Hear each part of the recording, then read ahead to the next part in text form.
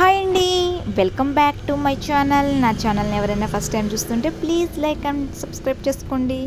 ఈరోజు మన రెసిపీ వచ్చేసి సేమియా పులిహోర అండి.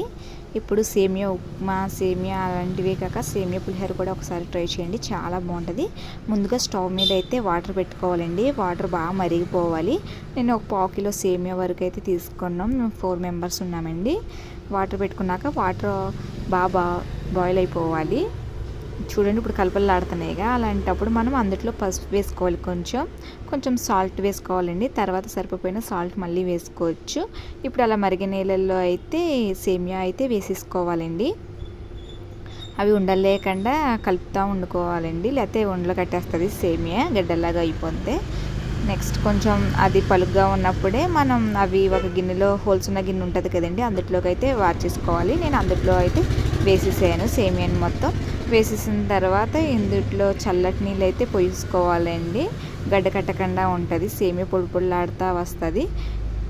నెక్స్ట్ ఇలా వేసేసానండి. నెక్స్ట్ ఇలా వేసేసిన తర్వాత ఇంకో స్టవ్ మీద అయితే ఇంకో గిన్నె పెట్టుకొని ఆయిల్ వేసుకున్నానండి. లోపు వచ్చి అయితే పల్లీలు, శనగపప్పు, మినప్పప్పు, ఆవాలు, జీలకర్ర వేసుకున్నానండి. ఒక ప్లేట్లో వేసుకొని స్టవ్ మీద అయితే ఒక కడాయి పెట్టి అందులో ఆయిల్ వేసి ఆయిల్ హీట్ అయిన తర్వాత ఇవన్నీ అయితే వేసుకున్నానండి.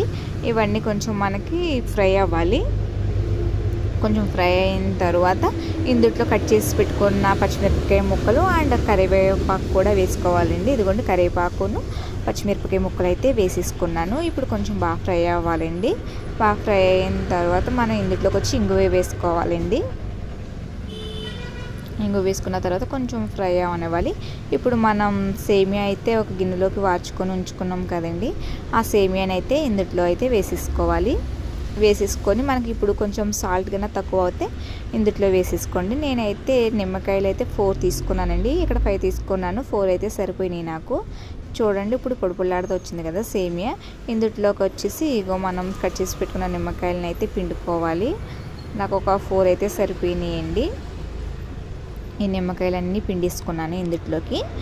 నిమ్మకాయలు పిండేసుకున్న తర్వాత మళ్ళీ ఒకసారి కలుపుకోవాలండి. ఆ పులుపంతా వాటికి పట్టేటట్టు కలుపుకోవాలి. కొంచెం సాల్ట్ సరిపోయినా ఇప్పుడు కూడా కలుపుకోవచ్చు.